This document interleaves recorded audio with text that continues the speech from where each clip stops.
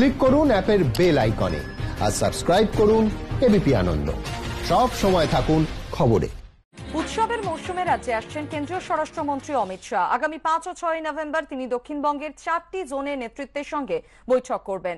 সূত্রের খবর, ভোটের আগে দল কোন জায়গায় দাঁড়িয়ে তা খতিয়ে দেখতে চান বিজেপির প্রাক্তন সর্বভারতীয় সভাপতি। বছর ঘুরলেই রাজ্যে বিধানসভা নির্বাচন, যে নির্বাচনকে পাখির চোখ করে এগোচ্ছে বিজেপি।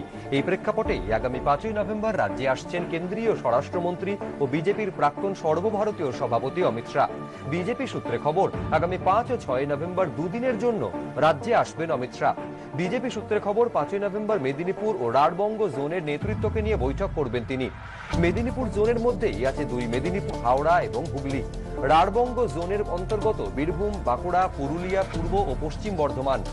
বিজেপি সূত্রে খবর, 6 নভেম্বর কলকাতা ও নবদ্বীপ জোনের নেতৃত্বকে নিয়ে বৈঠক করবেন অমিত শাহ। কলকাতা জোনের মধ্যে আছে কলকাতা ও দক্ষিণ 24 পরগনা। নবদ্বীপ জোনের অন্তর্গত নদিয়া, মুর্শিদাবাদ এবং উত্তর 24 পরগনা।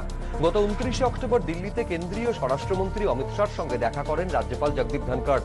এরপরই অমিত শাহর বঙ্গ সফরকে অত্যন্ত তাৎপর্যপূর্ণ বলে মনে করছে ওয়াকিবহাল মহল। বিজেপি সূত্রে খবর, বিধানসভা ভোটের আগে সংগঠন কতটা তৈরি তা বুঝে নিতে চান অমিত শাহ।